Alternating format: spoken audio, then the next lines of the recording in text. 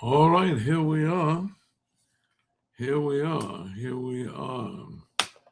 And it's Sunday, the Sunday after Valentine's.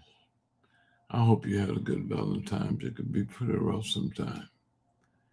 It could be pretty rough sometime. I remember uh, getting my mother to drive me to my girlfriend's house. I had my big box of candy. And as I was going to the door, another schoolmate of mine, what we call two wheat, was coming out the door. He had just delivered to his Valentine.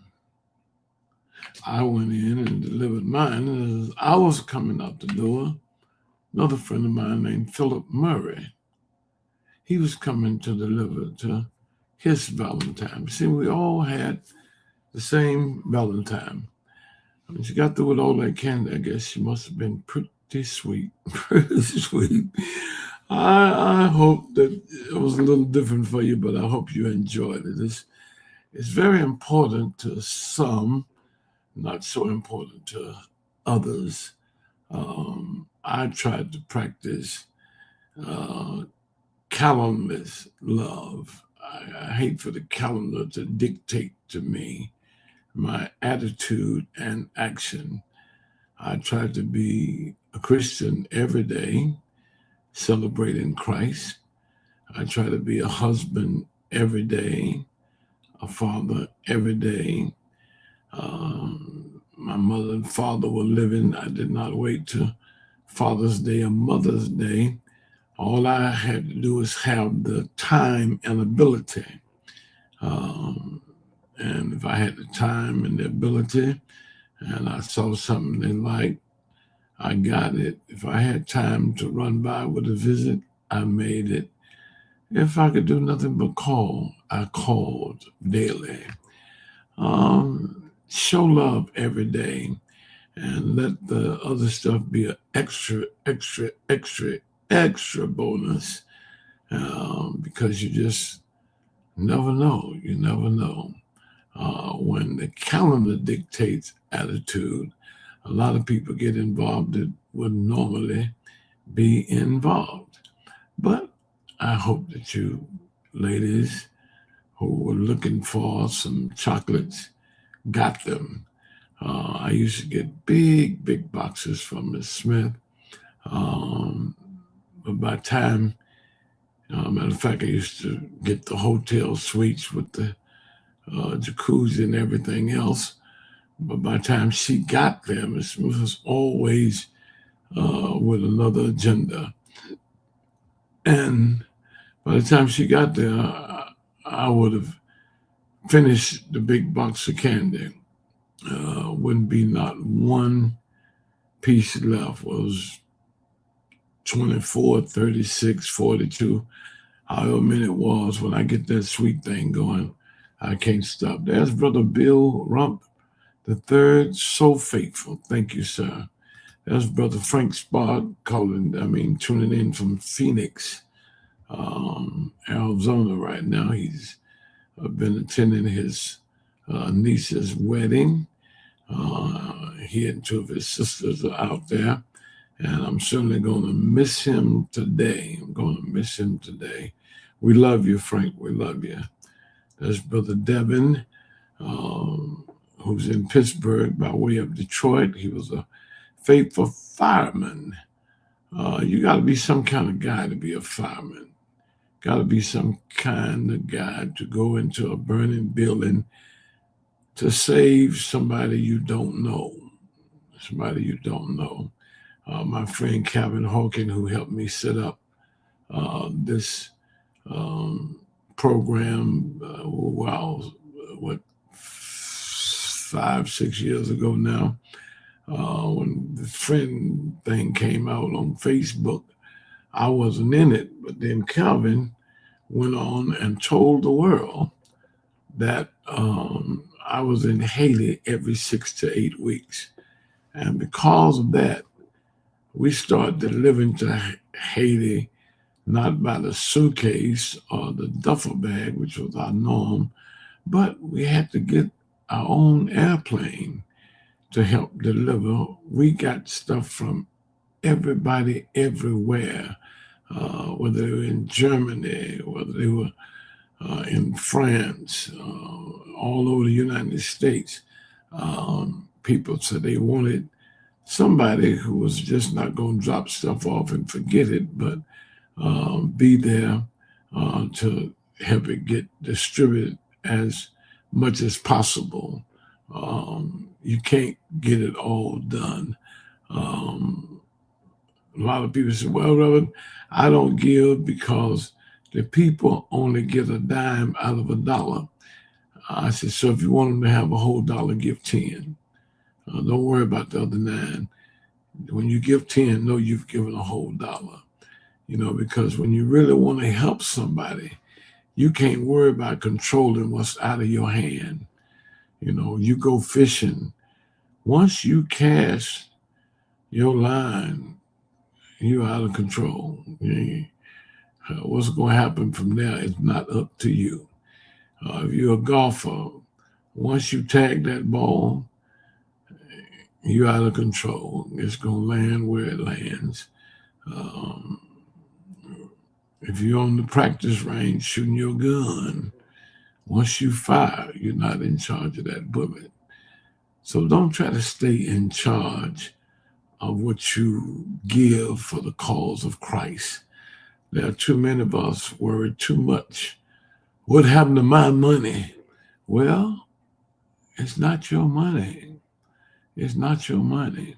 It's what God trusted you with and asked you for 10% to go towards the kingdom work. That's the thing you need to keep in mind, how good the Lord is.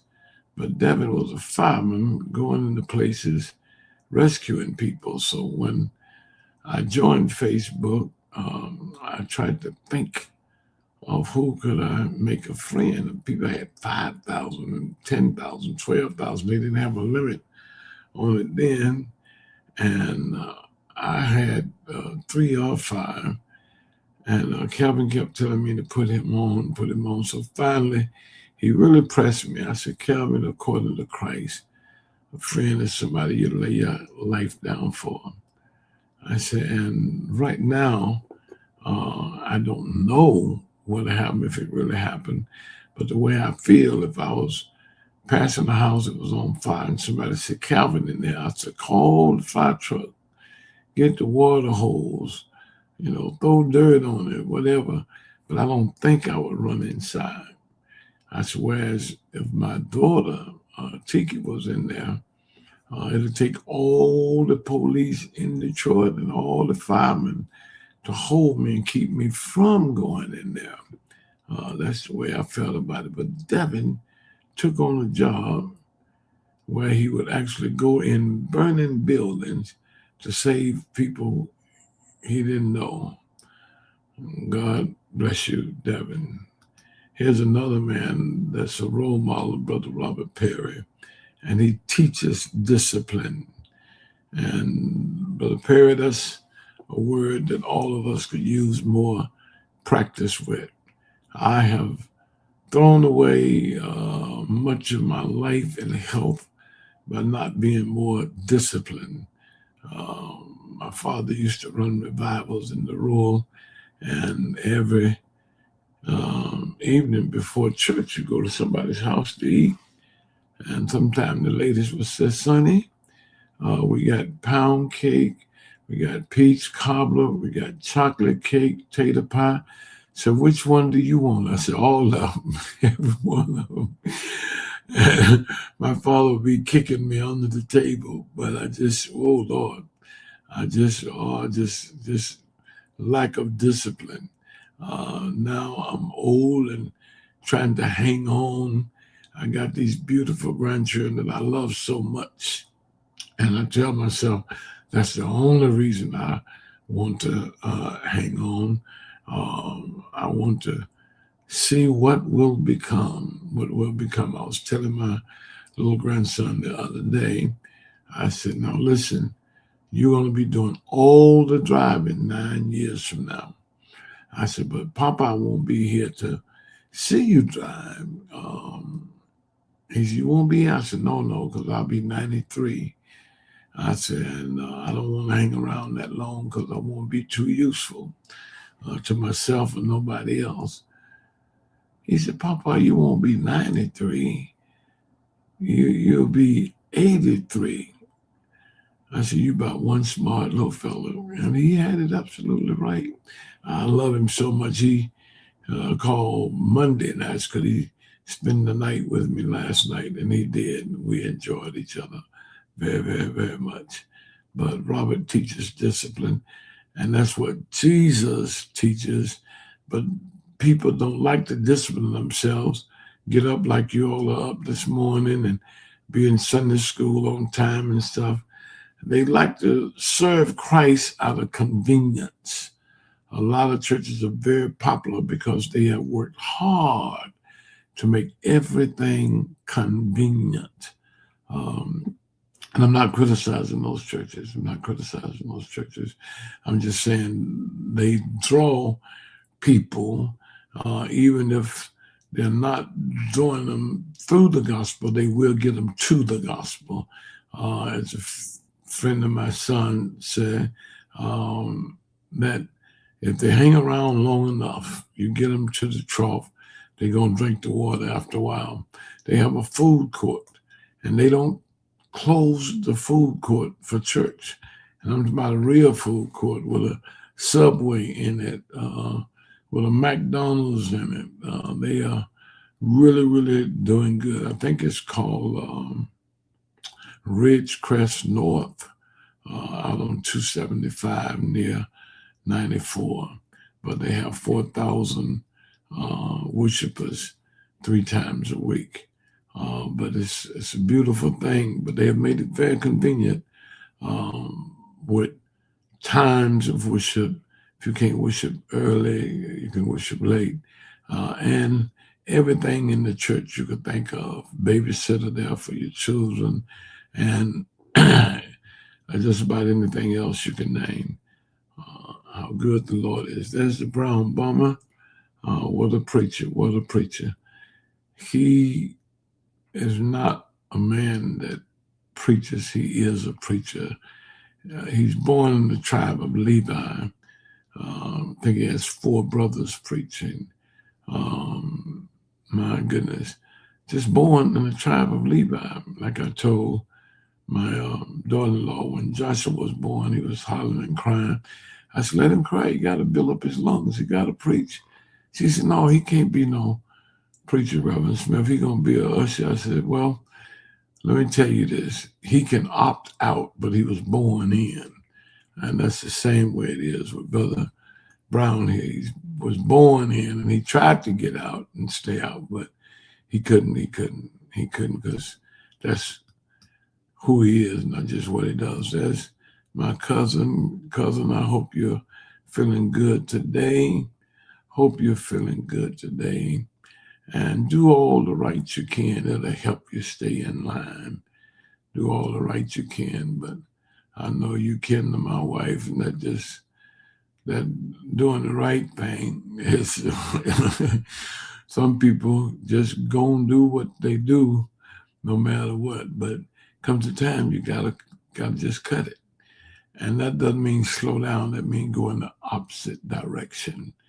Because if you were in Chicago and it was a miserable visit, you made it out.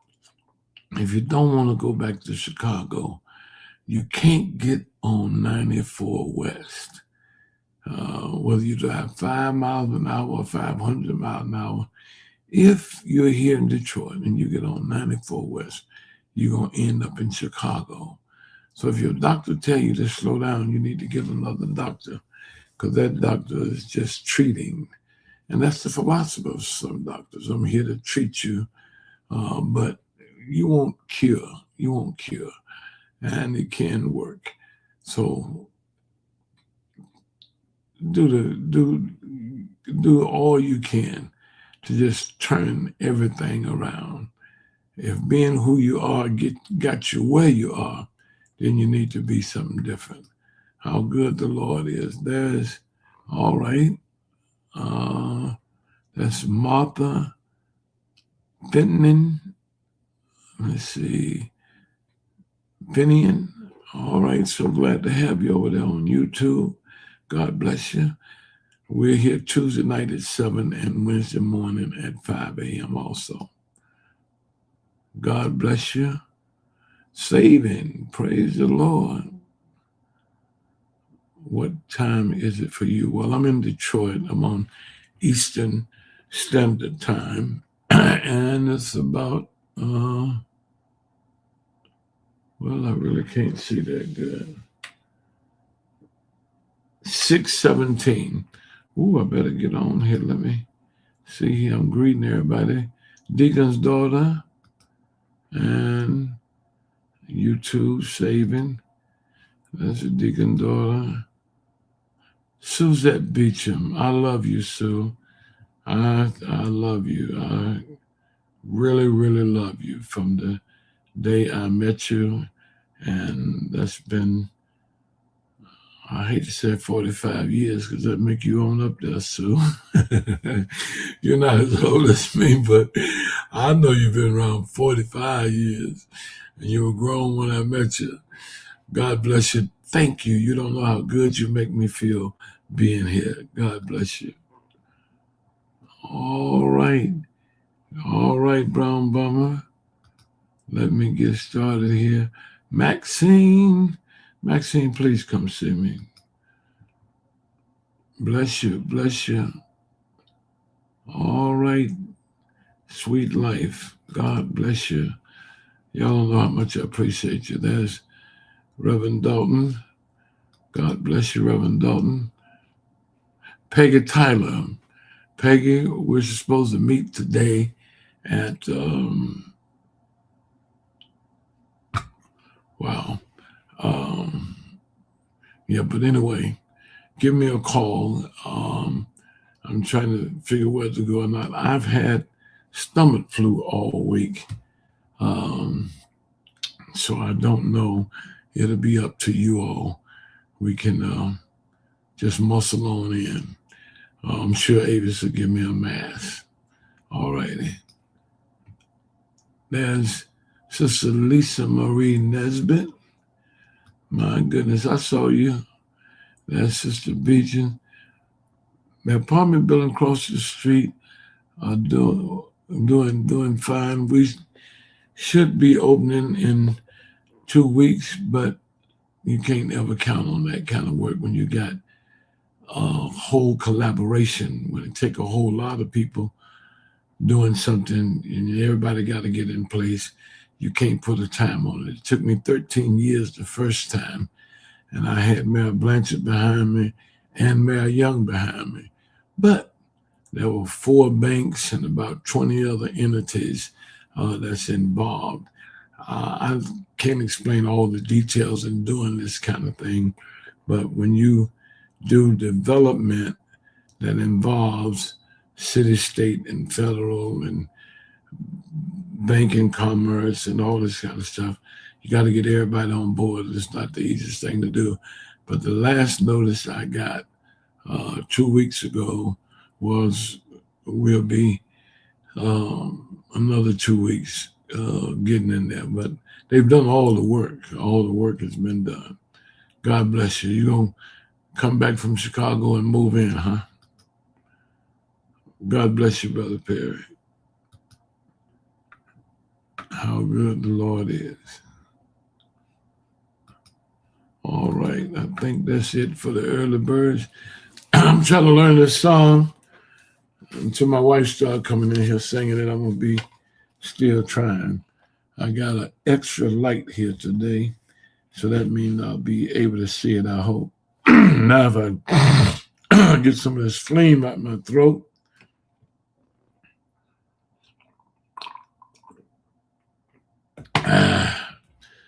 Try to drink the hottest coffee I can to wash the flame down, but it used to work. Lord, I want to live for thee every day and hour. Let Thou Spirit be with me in its saving power. In my weakness, be my strength.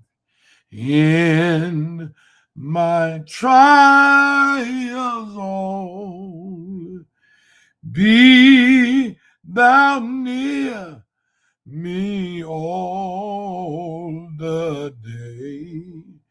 Hear my every call. Lead me not to walk alone, lest I droop and die. Let Thou Spirit go with me and attend my cry. Keep my heart and keep my hand. Keep my soul, I pray. Keep my tongue to speak Thy praise. Keep me all the way. Keep my heart and keep my hand. Keep my soul, I pray. Keep my tongue to speak Thy praise. Keep me all the way. God bless you. God bless you. Now, let me talk a few moments about her, sometime known as Cher, how good the Lord is. Let me speak about her. Well, her, H-U-R, or Cher, C-H-U-R, is one of the men that held up the hand of Moses in the battle against the Amalekites. And as long as they held up Moses' hands, then Joshua was able to slay the Amalekites. But whenever one hand went down, then the Amalekites would be slaughtering the Israelites. Oh, how important. How important it was that these men were there to hold up the hands of Moses. Moses made a couple of serious mistakes on his way across, and in 40 years, you're going to make some mistakes. Can you hear me? In 40 years, you're going to make some mistakes. You might as well face it, Dorothy. In 40 years, you just can't be mistake-free. Roberta, I've been at New Bethel today. I will embark on my 45th year. 45 years ago, I stood in that pulpit for the first time. And here it is, 44 years of preaching, teaching, trying to guide. And as Black pastors, we don't have the great liberties of many pastors. We're all of it. We're involved in all of it. And many of us want to be involved in all of it.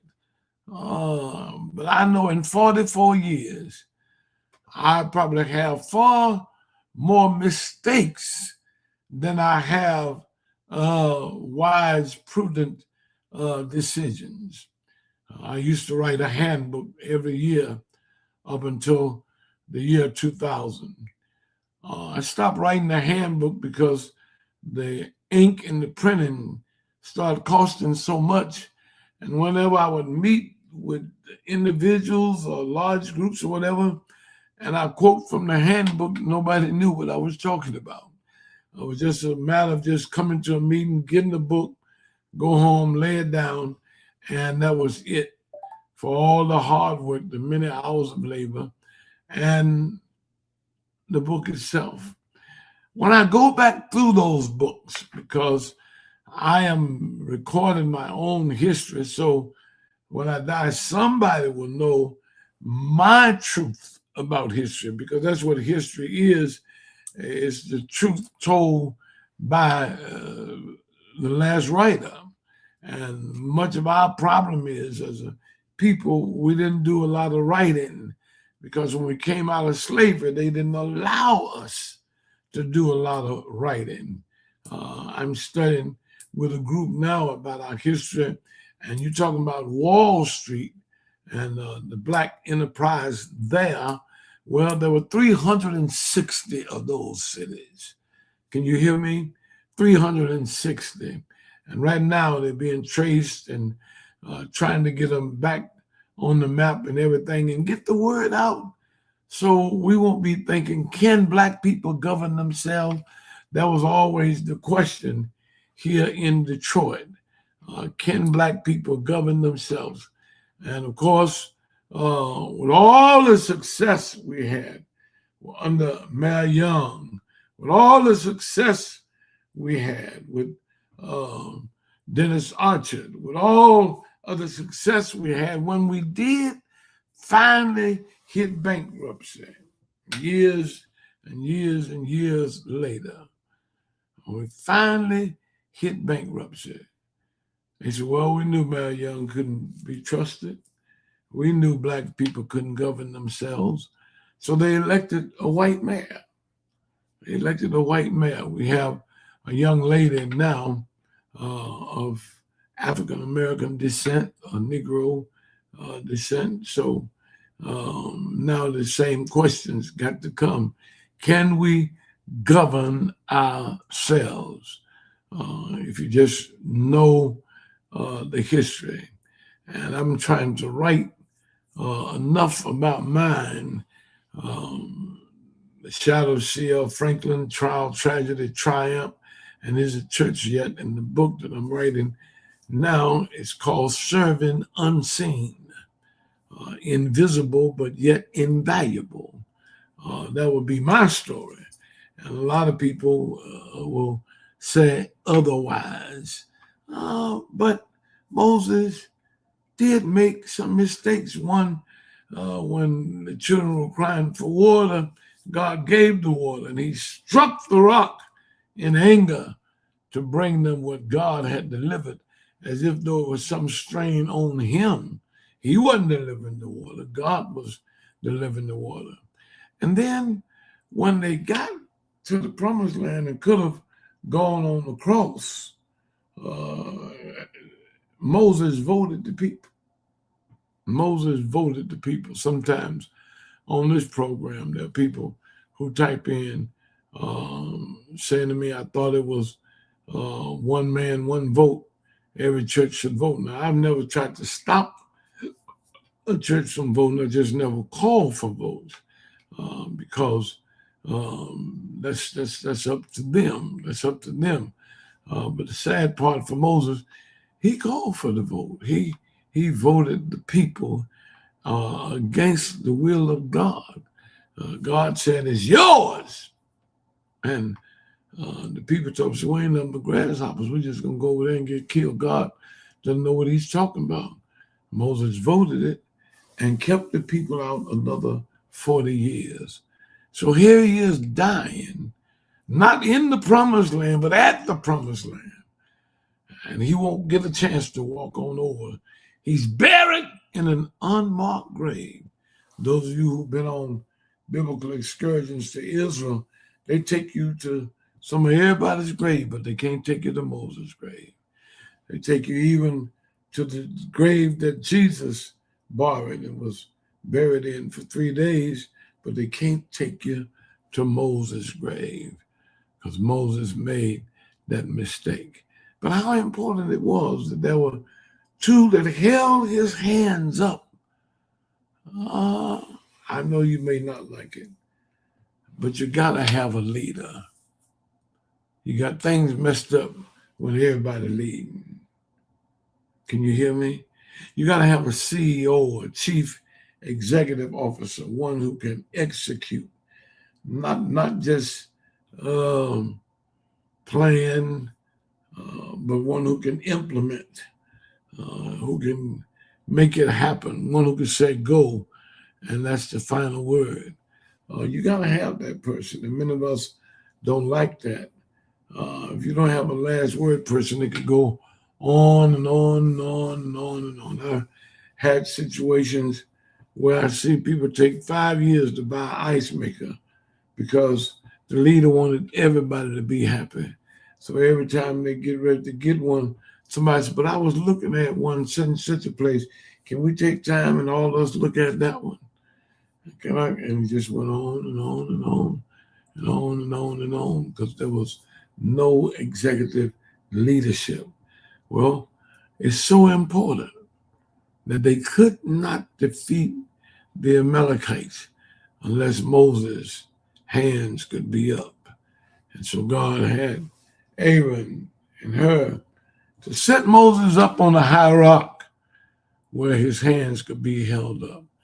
I want to ask you, are you holding up the arms of your preacher, your pastor?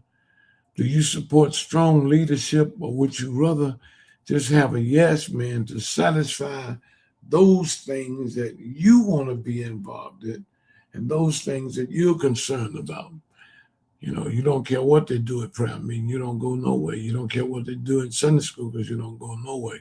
You don't care what the music department is doing because you don't sing no way. But if you got your pet, your annual day, your special thing that you do and everybody know it's you, you know, and sometimes that's the most important thing to people. It's not what's being done, but who's doing it. And most people will not, I'm talking about you, most people will not participate if they don't initiate and dominate. They just won't. Just won't.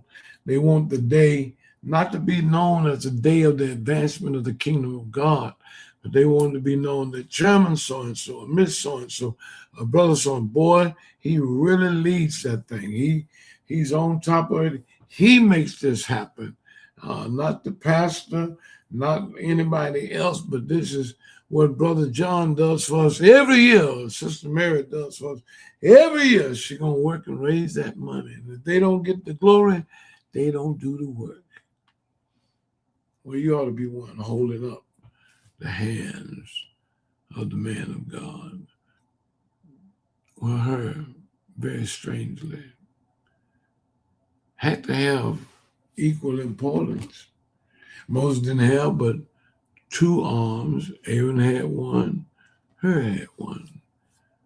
But when it's all over, you don't hear about her no more. You don't hear about her no more. Her becomes invisible. But I could imagine that Hur was serving right on, just serving unseen, unrecognized. His job of holding Moses' hand was over, but his work was not over. He's mentioned more in the Torah. He's mentioned much less in the Hebrew Bible. and that's very little in both. And sometimes one mention, there's an asterisk telling you, no, this was the keeper of. This man belonged to the tribe of Judah, and his grandfather was the builder of tabernacles. So he just quietly helped with putting the tabernacle up and taking it down, because they were a long time getting the temple built. Aren't you glad we don't have that problem no more? That our God is with us because he's in us. Can I say that about you? Is God in you? Can I assume that God is in you? I pray that I can. But they used to have to take the tabernacle because that was the dwelling place of God. And like my many Muslim friends who try to get to Mecca for the dwelling place of their limited vision of God. And I don't say that to despair, degrade, or excoriate my Muslim friends. I'm 100% in with them and trying to get something done about what's going on in Gaza today. Some 3,000 Hebrews have been evaporated. You talk about killing people for the sake of taking the land. They are really doing a job to make a great beach area, is what Trump is saying. All right.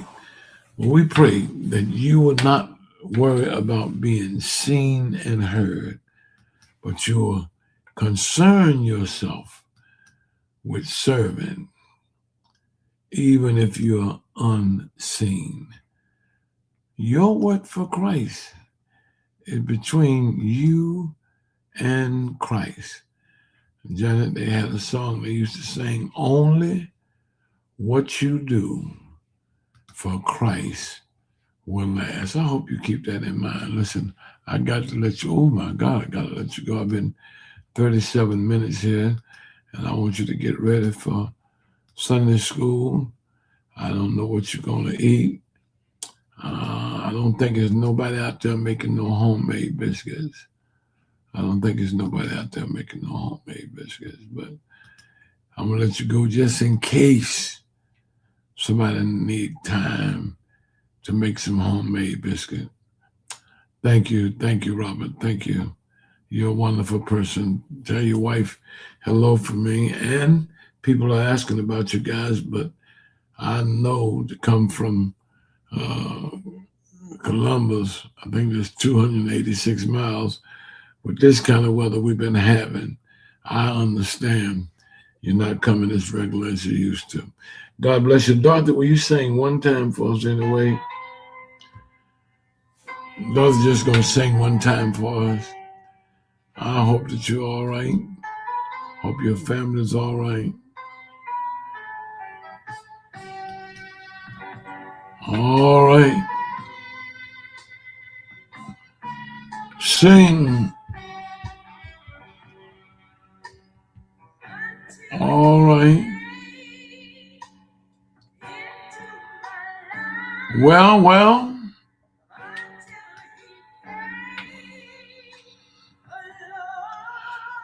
Kathy, God bless you, Kathy. All right. We're praying for Kathy. Her daughter is at the hospital.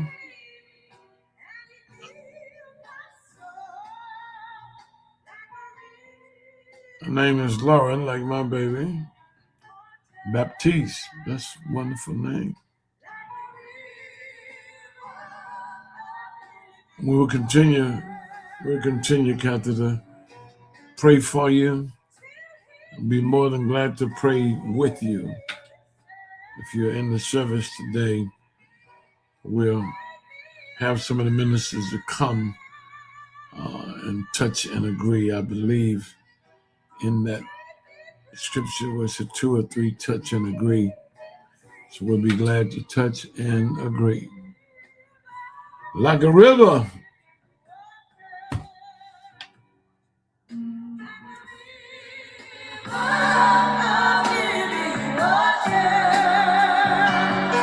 Sing. You never thirst. Sing, Dorothy.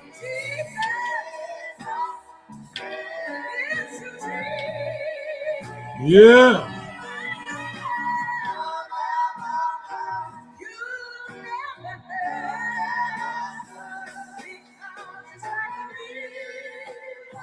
Don't forget Sunday School, 9 a.m., New Bethel Church, 8430, Linwood, known as C.L. Franklin Boulevard.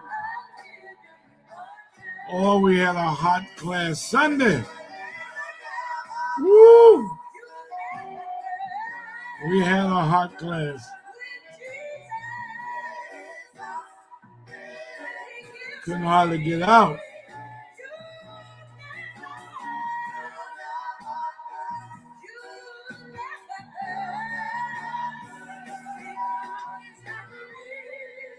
Like a river. Thank you.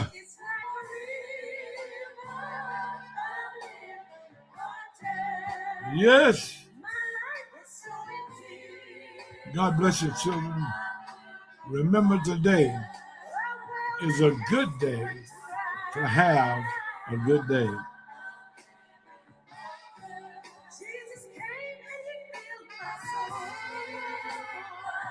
Thank you. My Lord.